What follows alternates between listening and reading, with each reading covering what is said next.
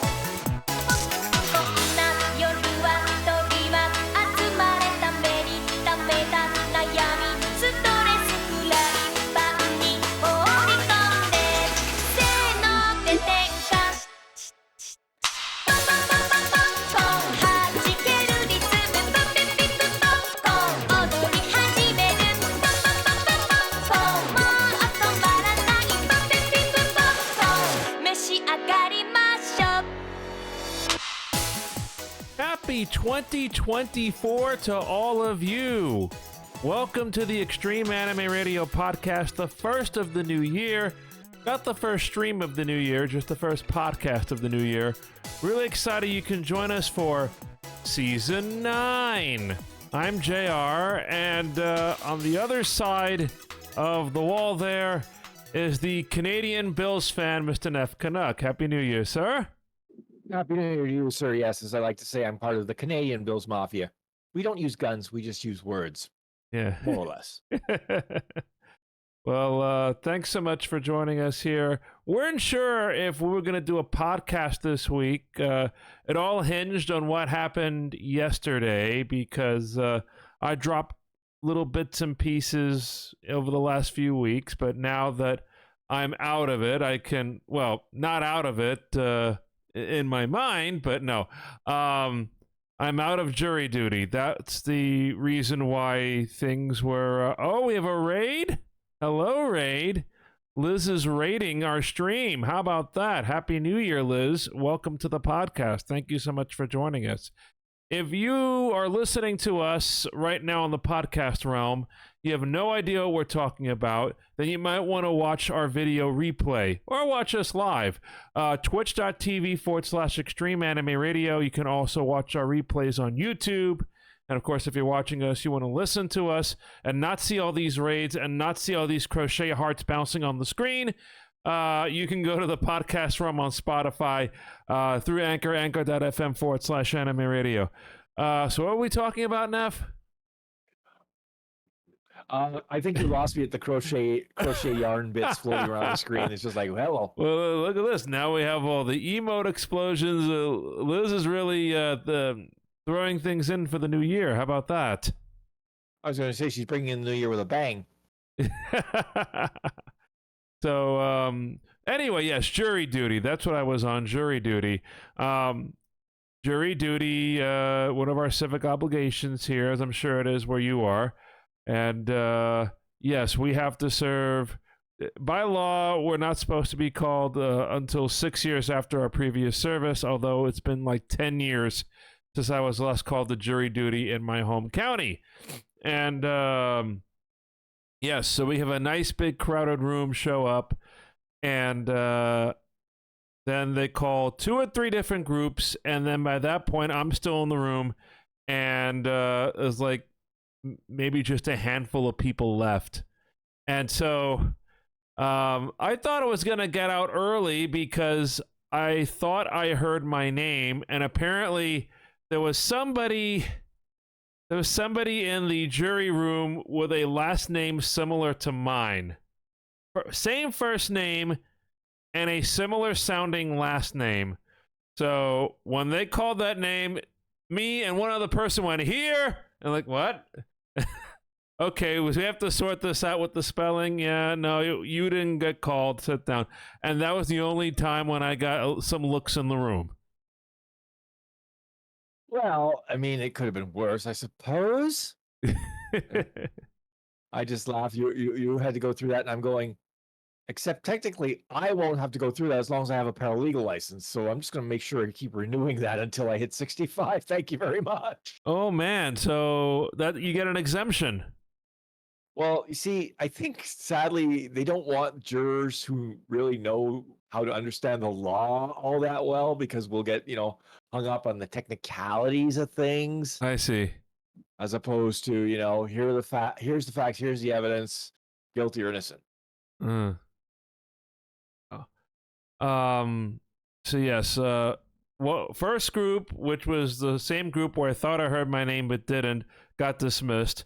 Second group got sent to a courtroom. Third group got dismissed, and then my group, after watching most of The Price is Right, which they put up there, I get dismissed. So I think that's the fastest I've been dismissed from jury duty in like the 4 or 5 times I've gone. Okay, so you can't bring anything into the room except, like books, I'm assuming. Oh, electronic devices are okay as long as you don't use them when they're. When you're in the jury room, you're allowed to use electronic devices. You got to keep them on silent mode. They used to be more restrictive about that a long time ago, but then they're like, okay, yeah, we got to evolve with the times. Now you're not allowed to use them when they're actually doing jury selection in the room. Okay, I don't know what the rules are in Ontario recently. Maybe they've gotten a little, smarter about that because I'm just going to myself going, if you expect me to sit in a room with no electronic devices and my only source of entertainment is The Price is Right, that would have worked when I was 12. I ain't 12 anymore. They just turn on television, local CBS, and they turn it off when they draw names. That's the drill they do there. And the courthouse I went to is the civil courthouse, and they didn't call too many names for Tuesday. I think for today they called a lot more names to the civil courthouse and to the criminal courthouse. So, but anyway, yes, jury duty done. The only caveat is they told me that apparently after 2 years I could be summoned to federal jury service. And that's something, if that randomly happens, I'm going to cringe. And that was something that actually my sister went through many years back. She was summoned as a federal juror, and there was I don't know if this is something I mentioned on the podcast before. There was a big case happening in New York City, big criminal case, and it was being adjudicated in federal court instead of the state Supreme Court for some reason.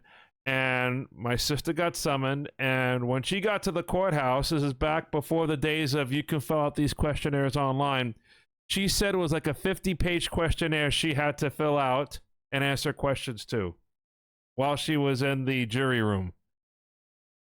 Yikes. Now, when you said federal New York, I'm going, there's a fairly infamous quasi-former resident of New York State that may or may not have to deal with federal charges at some point in 2 years' time. Who knows? Are you talking about the guy with the orange hair? I was going to say, yeah, the orange Oompa Loompa. Yes. Anywho, so yes, I'm done with that. And then how are we going to celebrate, of course, here on Extreme Anime Radio on Twitch? By continuing Ace Attorney. And by the way, the countdown continues. 2 weeks until Apollo Justice, also 2 weeks until Nef's birthday, and my mother's birthday for that matter.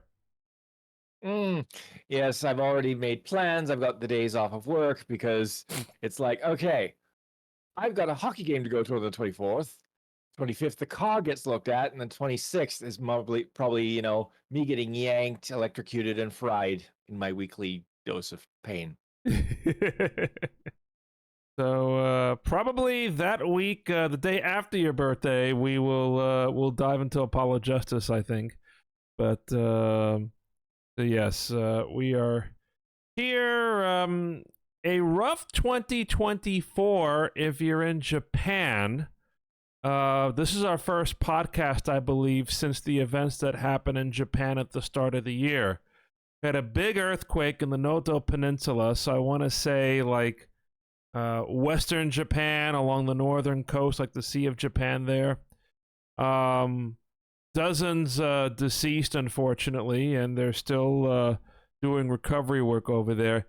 And then the day after that, you have the incident at Haneda Airport involving the Coast Guard plane and the Japan Airlines A350. 5 of the 6 passengers, no, they weren't passengers. They're members of the Japanese Coast Guard. I apologize.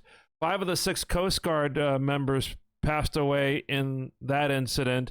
Meanwhile, the A350, designed in the domestic configuration for Japan Airlines to carry, I believe, over 350 passengers, and they all evacuated safely.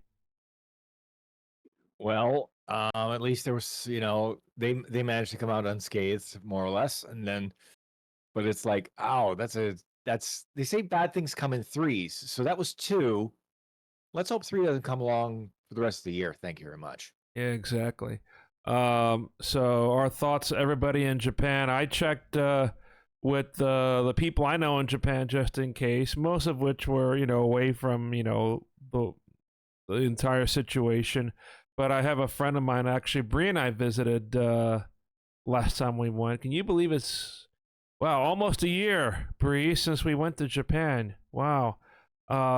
But no, our friend Akiko, who lives in a suburb of Nagoya, not too far from Noto Peninsula, she felt the earthquake, and she's okay. So I've been in touch with her, and she actually sent me a New Year's greetings card in the mail. So I'll have to return the favor here at some point. But yeah, we have, hopefully, we'll look for some good news from Japan as things go forward. Sumo starting this weekend. There's one thing. Oh, yes, that's right. It's like the start of the new season, so to speak. Yes. Meanwhile, in the National Football League, it's the end of a very interesting season. And yes, it's been several days of Black Monday. Black Monday's been extended all week. And apparently we have Pete Carroll transitioning from head coaching duties. Well, given his age, I'm not surprised because he's 73, I think he is. Oh, yeah. And if you're 73 and you're trying to run a football game in real time, and it's not Madden, yikes.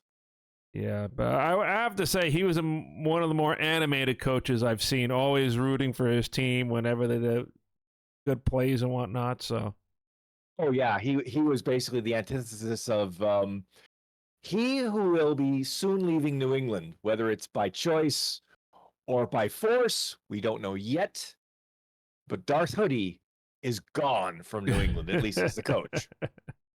No, fall of some pretty good people.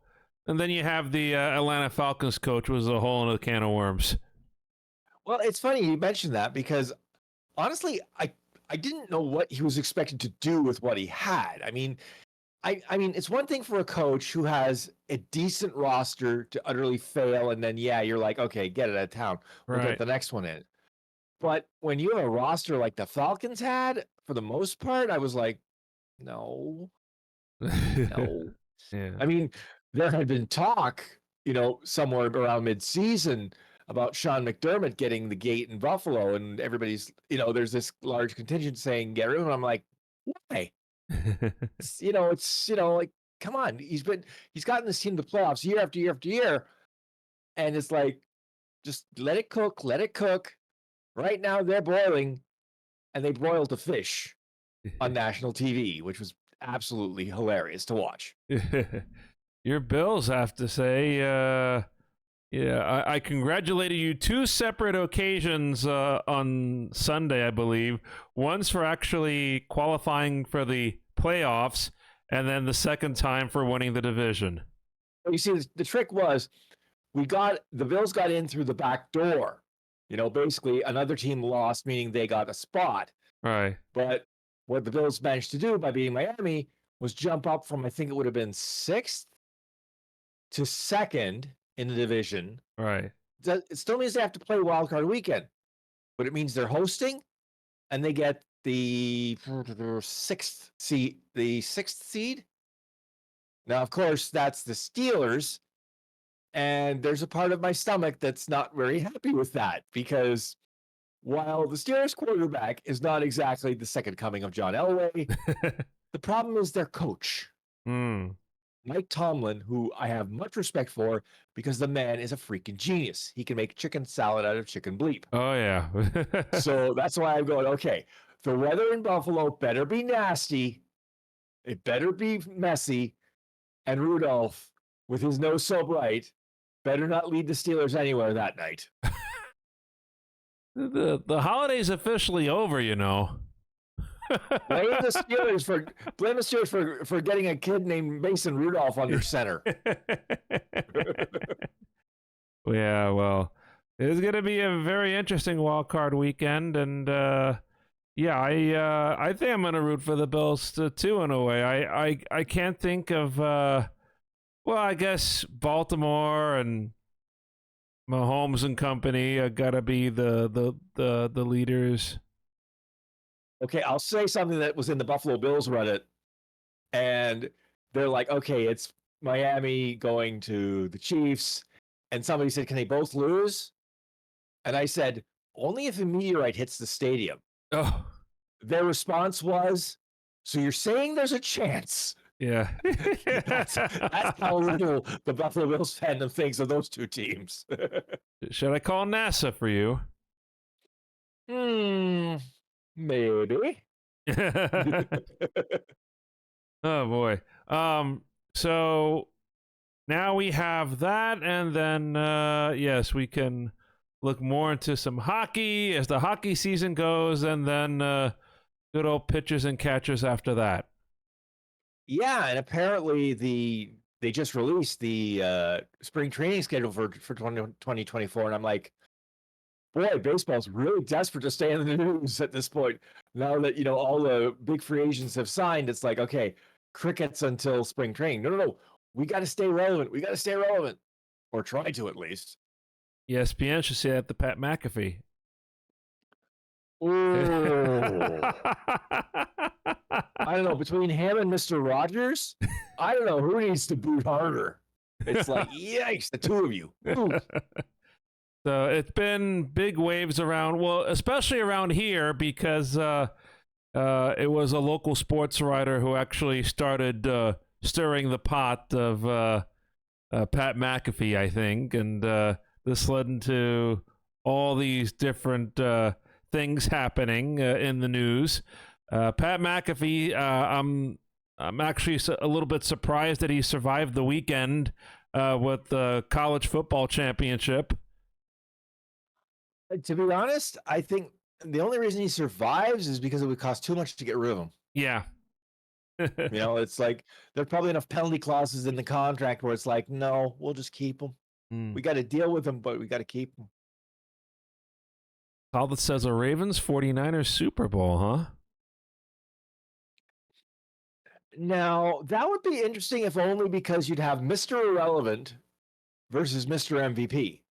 Because I will say, as far as I'm concerned, I think Lamar has the MVP sewn up. I mean, basically, short again of a meteorite striking. No, he's got it. Oh, yeah. But, that would mean the Bills lose in the AFC Championship. I don't like that script. I'm going to reject it and say, rewrite it and give me a new one.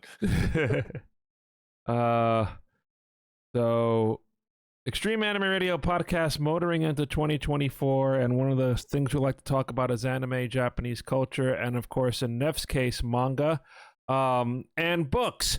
Now, I will say really quick, Nef, before we go into that area, I was able to read a little bit of the book you gave me, Hockey Fighting Canada. Chapter 1 I finished, and it just kind of laid out the groundwork of all the parties involved in this whole Hockey Night in Canada, and it was very, very interesting to see the arguments about how especially there was the perception that Hockey Night in Canada was all about either the Maple Leafs or the Habs. See, the problem was it was all about ratings, right? Mm. And the problem for the CBC is ratings meant money, and even though they are government funded, the government doesn't fund it all. So they have to make up the shortfall somewhere. Yeah. And so therefore they need the ratings, which gets them the eyeballs and the ad dollars, etc. Mm. But the problem was that although it was true that they would get the most ad dollars, etc., the other teams in Canada are going, what about us? Yeah. And to be fair, some of the other teams, honestly, I thought were getting short shrift. A team like Ottawa, as far as I'm concerned, however, can go die in a fire, but that's besides the point. Sorry, that's my bias sneaking through, folks. But seriously, no, and they actually did, when the New Deal was put in place, change how and when you would see the big two. In fact, they put bigger emphasis on Montreal in the New Deal. So they would end up moving Leafs games, which would normally be Saturday, to either Fridays or Sundays, or even Mondays, because they wanted to give the space, the breathing room, to the for the other Canadian teams to shine. Uh-huh. Of course, the Leafs cannot not be in the news. They just recently signed one of their star players, William Nylander, to a $92 million contract. 8 years, 11.5 million. Oh boy. Meanwhile, he's scoring like mad, assists like mad, and he's like, "Sure, we'll get it done. I'm not worried." And he's just putting along, and I'm going, "Okay, dude, I don't care how cool you think you are. You just secured the bag for the next 8 years, and basically, you're set for life. Your kids are set for life, and their kids are set for life. Oh yeah. And all you're doing is playing hockey." But no, it's very interesting, and I also read about Ron McLean, Don Cherry, and well, they were the cuffs were off, the gloves were off, on some of these exchanges that I'm reading about. Yeah, and the problem with Mr. Cherry is that I frankly think at his advanced age at the time, he had basically decided, you know what? If you're going to get rid of me, I'm going out in a blaze of glory Yeah. or infamy. I don't care which. Mm. Whereas Mr. McLean is more like, can't we all just get along? I like the paycheck. See, that's his problem. He likes the paycheck too much. Yeah. And and you read this in the book, when he eventually got bounced as the main host when Rogers took over Yeah. the deal, he was replaced by George Stroumboulopoulos, whose main claim to fame was being a music VJ of some renown. Right. But when it came to, being a presenter for hockey broadcasts, Yeah. That's I remember something you've told me before. Right. yeah. No. He, again, maybe he's a nice enough chap, but when it came to trying to, present the game we all know and love in Canada, he just didn't cut the mustard. Yeah. But no, I'm really looking forward to reading more of the book whenever I get the chance to do so. But going back to anime and manga, yes, Bree and I this week have started watching, and I'll admit, as I admitted to her, this completely slipped my mind that there was a third season of Uma Musume that has started and ended. So we watched the first 4 episodes of that. Bree hasn't even watched the entire series, so but it was I think it's simple enough to understand once this started, how everything goes, because the premise is always the same. Your thoughts, Nef? I'm floored that not only did you not know it had started, that it had ended, that you managed to go through miss an entire season of Uma Musume, because I know how much you like that series. I'm going, Yeah. how'd that happen? Yeah. No, so I'll just tell you briefly what everybody knows about Uma Musume, alternate universe of horse girls. Girls that are, after the horses, the real life horses that, ran in real life. So the main character of Uma Musume Season 3 is Kita-san Black, who is a successful Japanese thoroughbred. And if I tell you anything more about Kita-san Black, that will ruin the series for Bree and anybody else who hasn't watched it. Why? Because the results of these races that the horse girls are running in are based off of the actual real life results of the horses. So if somebody were to, in fact, do a little digging, yeah, they'd end up spoiled. Aha. Exactly. Yeah. But it was nice to see also a lot of recurring characters from the first two seasons, those being Special Week, who is the main character of season 1, and Tokai Teo, main character of season 2. And a lot of their supporting characters and also many other random characters as well. So it was very cool to see that so far. And it seems like this is a series that's going at a much faster pace compared to the other two, just because Kita-san's Kita-san Black's racing history. I'm trying to phrase it well so I don't let anything slip. Kita-san Black's racing history is so long that I think they're trying to compress some more of the horse's events into the story of the anime series. I almost groaned when you said it has a faster pace. Horse racing. I'm going, oh God, that's a me. You pulled a me without realizing it.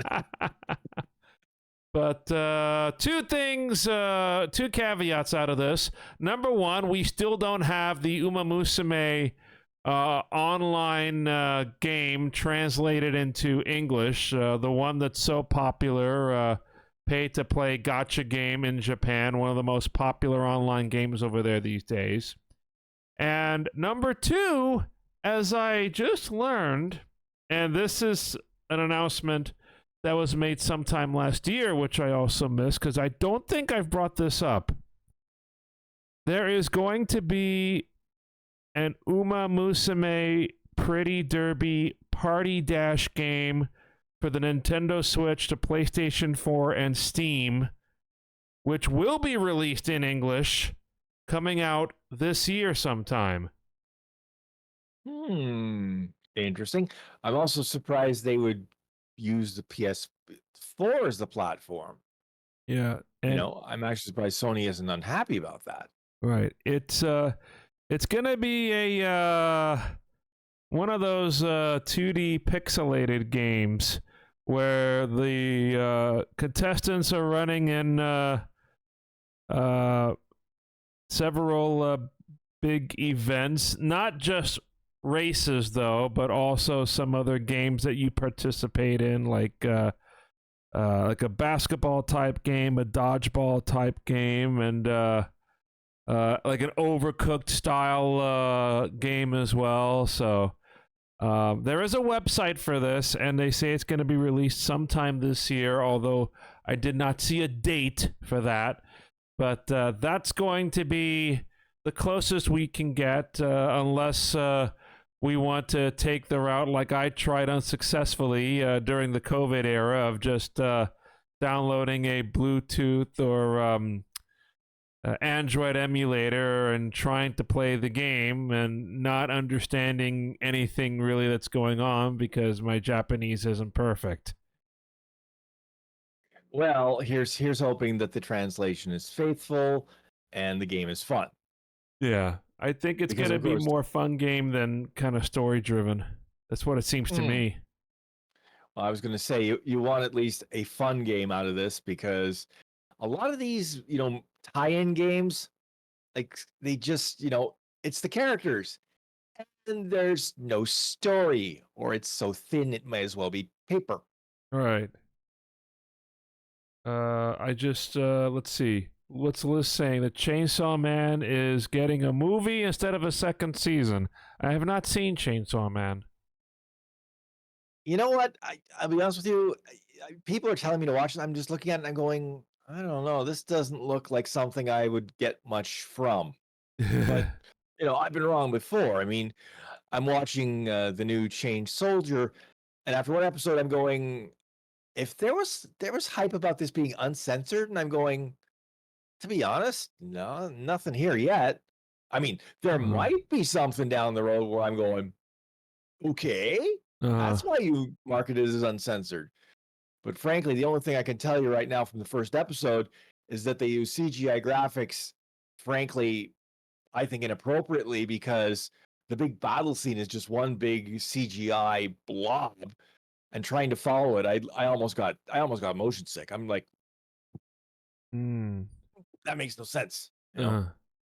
I'm kind of reading the synopsis a little bit now. It kind of looks like a um, sort of a superhero with chainsaws.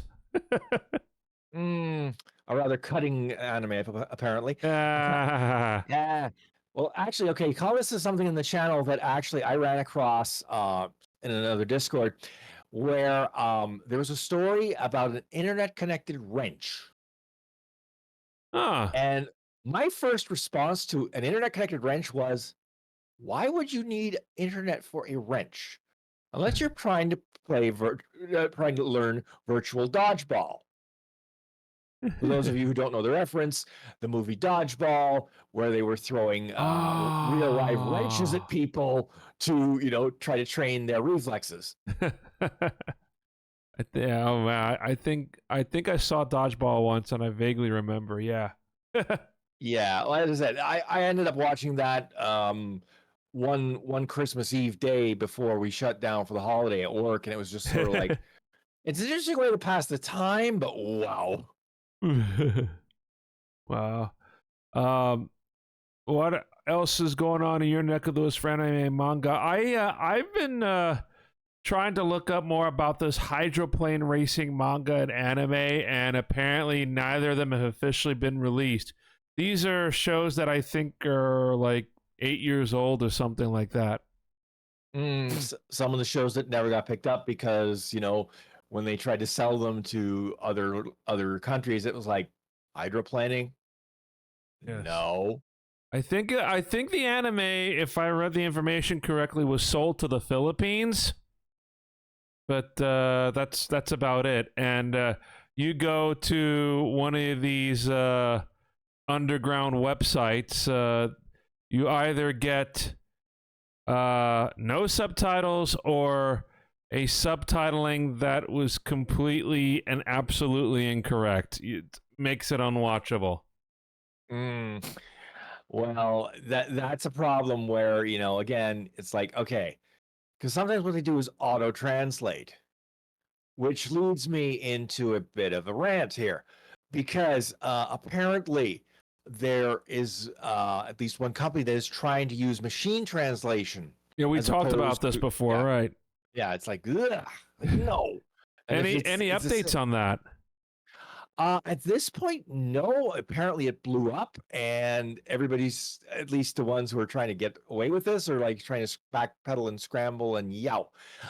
Sort of like the SAG after thing, where apparently now, instead of saying no to voice actors, being potentially replaced by AI copies of themselves, apparently the SAG after leadership is embracing this.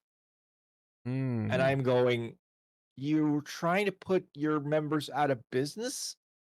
That doesn't make sense to me. Why would they want to embrace that? I wonder.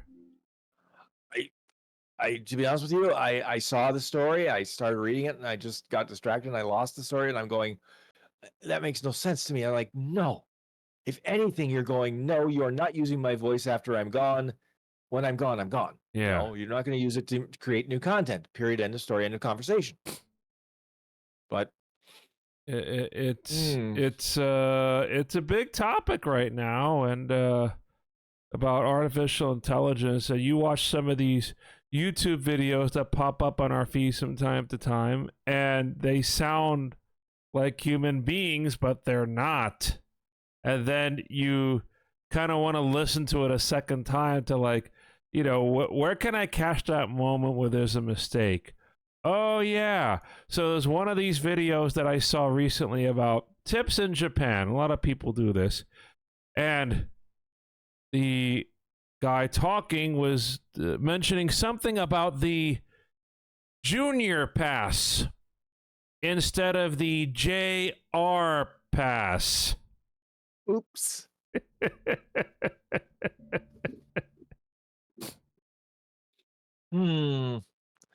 Technology is not your friend. No. So, I that's my little gripe for the week. Just not finding any material still about that particular hydroplane anime. That's an anime based on the sport of hydroplane racing or boat racing, which is a sport I think I mentioned before. You can actually bet on, just like horse racing. Well, when you say bet on, I'm sorry. Basically, in this neck of the woods, you can basically bet on anything as long as the government, is getting their cut. Yeah. And it's just getting stupid. But no, go to the question now of what's in your manga book these days.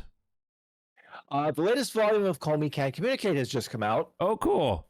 and it's going to be interesting because I just started reading, and Tadano is being invited to a hot springs by Komi's father. Ooh, boy, the one that's silent. Yeah, except the father is calling on the phone. And the speech bubble is there, and I can almost hear him in the monotone, "Want to go to a spa?"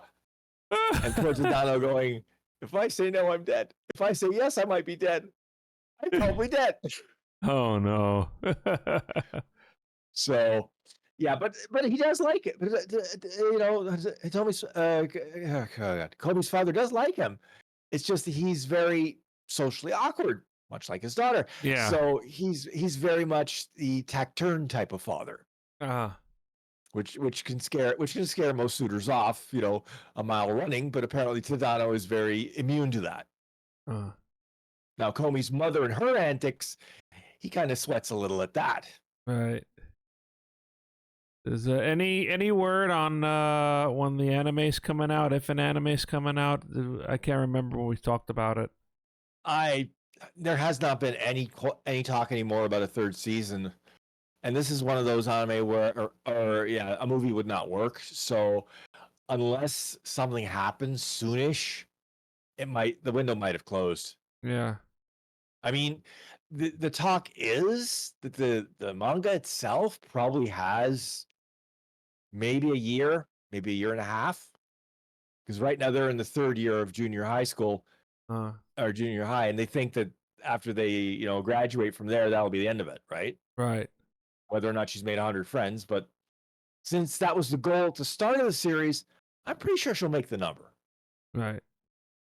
Yeah, it'd be something. It kind of makes me want to look into the manga myself if I know that the anime is not coming out anytime soon. Yeah, I will say though, you'll have a very difficult time of it because all the minor characters that pop in and out just to get closer and closer to that 100, like some of them are very memorable and some of them are literally ciphers, like in and out. You never see them again. Yeah. But so things are getting interesting. And like I said, Arrival is supposed to arrive, and I'm going, I don't know if it'll be this book or the next one, because the chapters, there's a bunch of chapters on the Viz manga app that aren't there yet. They say they're coming soon. I think it's because they want you to buy the manga, then they'll release the chapters. Okay. But the problem is it's like this one major character, which is going to, change the dynamic a little bit. Right. She's a bit interesting. That's all I'll say. All right. A lot of things to look forward to in 2024. Anything you're looking forward to, Nef, as far as anything related to Japan? Well, honestly, I can't think of anything offhand. Although there is that anime coming, based on that manga that you gave me the title of it, and of course it slipped my mind now, of that older couple. Oh, that suddenly yeah. gets rejuvenated. Yeah. That one is coming in April, and I want to see that because that sounds, like I said, the manga itself is hilarious Okay. because this is a couple in their 80s, I want to say, Mm, that somehow get blasted back to their 20s, yeah. at least physically. Mentally, they're still in their 80s. So you can imagine if suddenly, you have, all your facilities back, etc., but all your knowledge makes Jii-san for Baa-san Wakagaeru. there. Thank you. That's it. Not and you disappeared when I changed the windows there. Yes, has not officially been licensed yet. So it'll be a question of who does, although I would lay folding money, it'll probably be Crunchyroll. Uh I can't see that as being a high dive type show. right, right. Not when high dive is licensing things like Chained Soldier. No, that would be too much of a whiplash. I had my high dive. I rarely look at high dive these days, but I just love it when my high dive annual subscription gets renewed without notice. You know what? They're supposed to. Now, how are you getting or how are you Annual. doing the renewal? No, but how? Is it through PayPal or No, credit card. see, I'm doing it through PayPal, and I get a notification when they're about to do it. I see. From PayPal? So, yeah. I guess So, PayPal gives you more of a heads up than the actual companies do. yeah, sometimes that seems to be the case. I mean, Apple's usually pretty good about saying, "Hey, you've got Yeah, the I know subscription coming up that is coming up," and sometimes I'm like, I could really dump this subscription, but then again, I'm like, yeah, but I do use this app on occasion, so I do want to throw them, a few bucks. Right, right. Especially something like Carrot Weather, which has saved me more times than I care to admit. Because the Canadian equivalent by the Weather Network, it sucks in comparison. I meant to do a little bit of a taste test, and perhaps this is a good time to do it because we're getting close to the top of the hour. We haven't done this in a while, but I thought I'd bring out a couple of things from a recent snack box. I'm foregoing on the next few snack boxes because I just made a big order from the Boxu boutique. Boxu, one of the companies who sends boxes out every month. They also have an online store which you can order stuff a la carte. So I ended up ordering. There's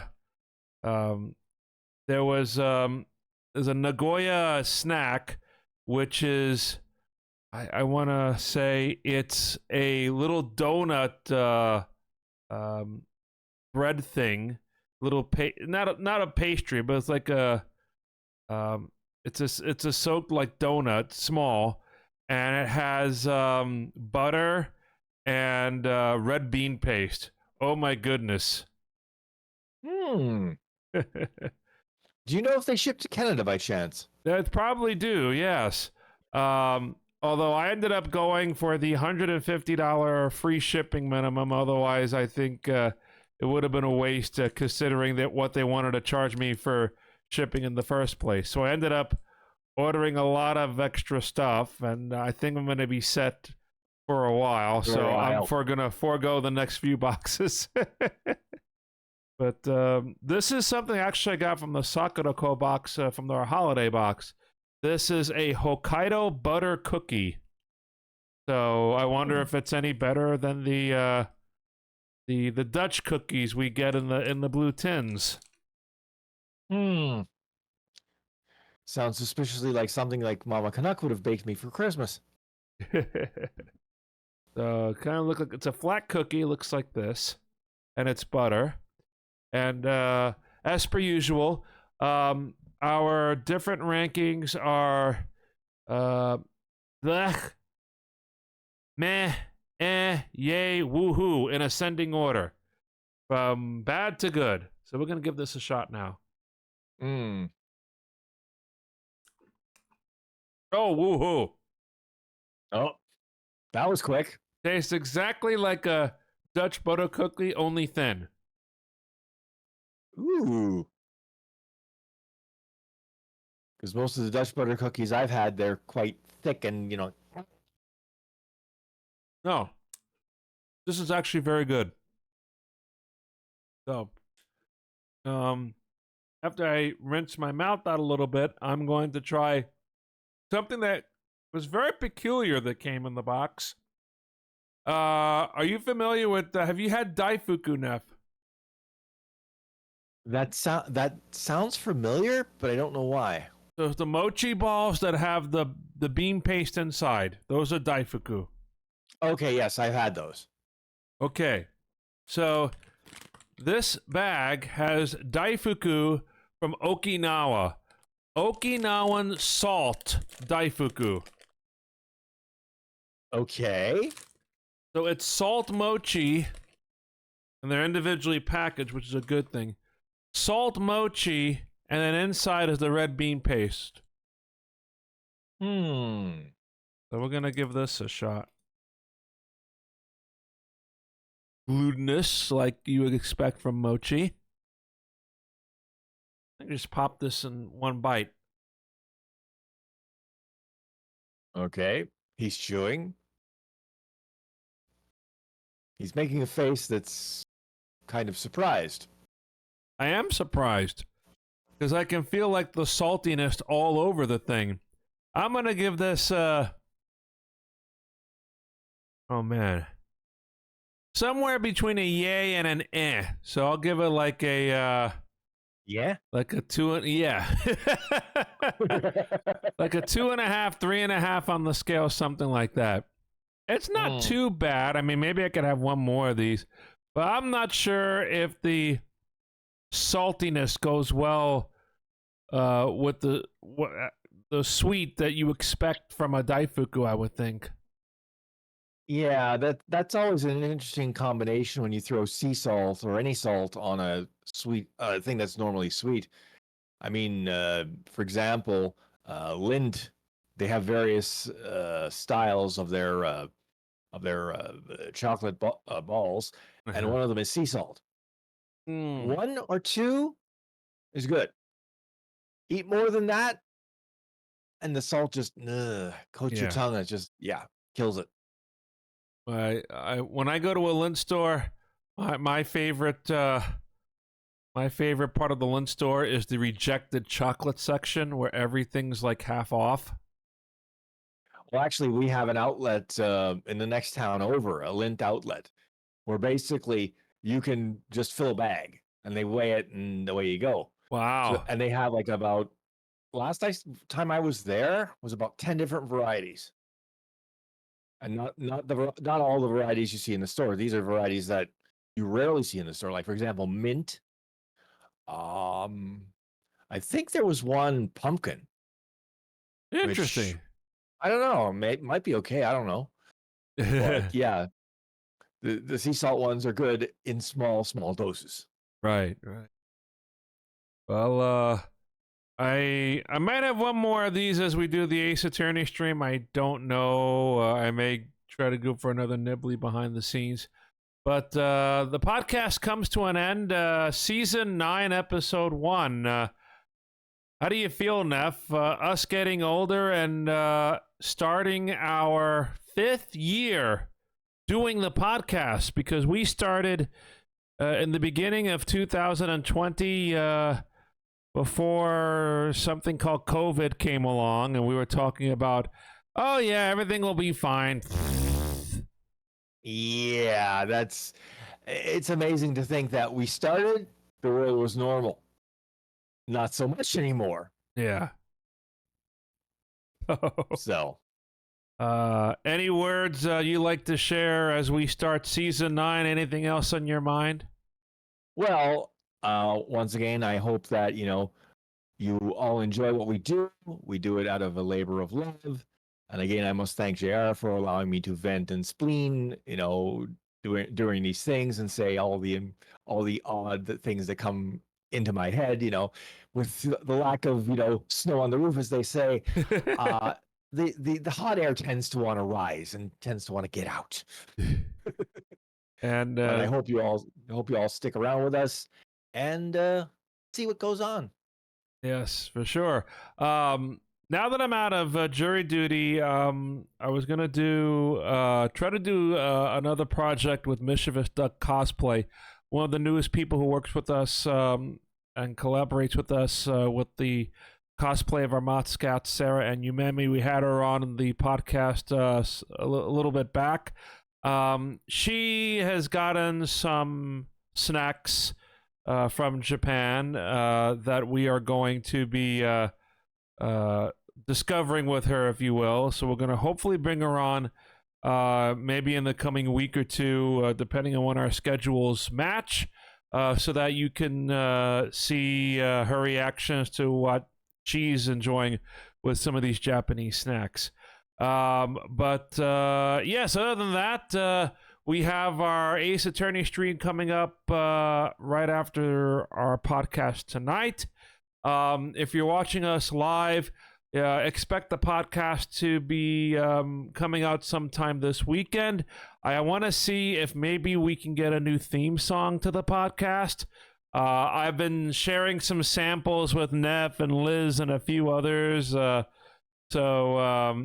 we're still in a little bit of discovery phase, if you will. Yes, because we want to make sure that it's an enjoyable theme and one that we can actually use without, getting copyright struck. Yes. Well, there are some we can actually acquire by purchasing a license. One of the places we've been going and looking is a place called Nash Music Library, and as long as you purchase the track outright, you have pretty much carte blanche. Use it any way you want, and even if you get flagged, you could also you could let them know, and they'll help waive the strike. So that is a good thing. The only thing is, I'm not sure if we could use the tracks on Twitch, but I think we can use them anywhere else, including YouTube and the podcast. So just a little bit of a wrinkle, but shouldn't stop us from. We've used them actually for a few YouTube projects before, which were pretty cool. So the main things are in the lyrics that we're looking at for songs. There are some good songs, but then you listen to the lyrics in Japanese and you translate them and you're like, huh? Not what we're looking for. Yeah, that happens from time to time when you're going from one language to another. So we'll deal with that and hopefully get you something by the weekend. And in the meantime, we have to do closing commentary, so I'll let Nef do that right now. If you have any questions, concerns, compliments, or complaints about this podcast or one of our Twitch streams, drop us a line at extremeanimeradio@gmail.com or hit us up on social media. To do that, go to linktree.com/anime radio. There you'll find links to our Facebook account, our X account, our Instagram account, our Twitch server, our Discord server, rather, and our YouTube channel, as well as the archive versions of this podcast, which are available at anchor.fm/anime radio or your favorite podcasting platform. I know sometimes when we talk, we kind of go in various different directions, but that's, I think, one of the cool things about what we do is that we just kind of speak our minds, sort of like what Nef mentioned earlier. Yes, I like to say I speak my mind and people, run away screaming or, run for the wiffle bats. See, JR, there's nothing wrong with what JR says. He is completely fine. I'm the loose cannon. Oh, okay. As I like to say, it's the joy of being the second banana. All the appeal. Oh. And I think we'll end it at that. Yeah, exactly. For Nef, I'm JR. Thank you for watching and listening, and remember, keep on looking up the Extreme Mario Twitch streams, and don't forget, archive versions of this podcast are available at anchor.fm/anime radio. Good night, everybody. Good night. See you next time.